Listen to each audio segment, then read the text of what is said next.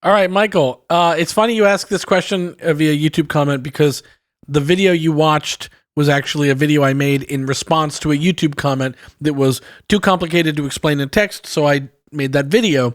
And now here we are 6 years later, and I'm going to make you a video to answer your question because it's another good question that is actually a modern follow-up to the reason I made this video in the first place. So you're asking, how do you do that same trick with the Neptune synth and putting players above it and route all that and make it happen in Ableton Live using the Reason Rack plugin?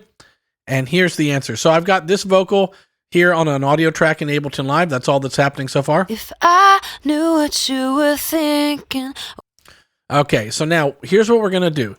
We're going to jump over to, I think they call this session view. And we are going to drop the Reason Rack plugin effect on the audio track. We're not dealing with MIDI here. We're actually going to deal just with the audio effect of Neptune. So we're going to drag the Reason Rack plugin effect on the audio track. And then in here, we're going to drag in our effect, which is Neptune. We'll just stay there for now. Well, actually, you know what? Let's go a little one step further. Let's do the things we want to do for the voice synth. So we're going to turn down the pitch signal. I'm going to turn that off, even though it doesn't really need to be down. And then I'm going to change the MIDI to go to the voice synth rather than pitch adjust. And for now, let's just go ahead and close that.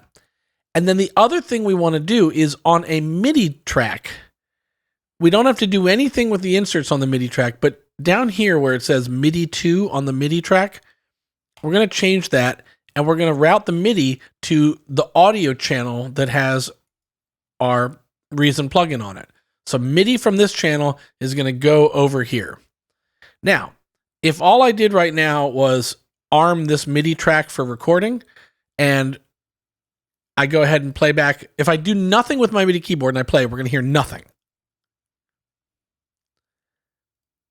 If I play a little bit on my keyboard, though, like just any old random note. If I knew what you were thinking, wouldn't be here sinking. So now the MIDI that I'm playing on my keyboard is going over here. I should probably, to make this extra clear, I'll pop this up. I maybe don't have it zoomed 8 million%.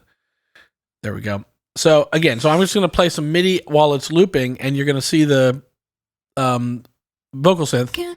Deeper into this decay. You see the MIDI light is lighting up every time I play a note.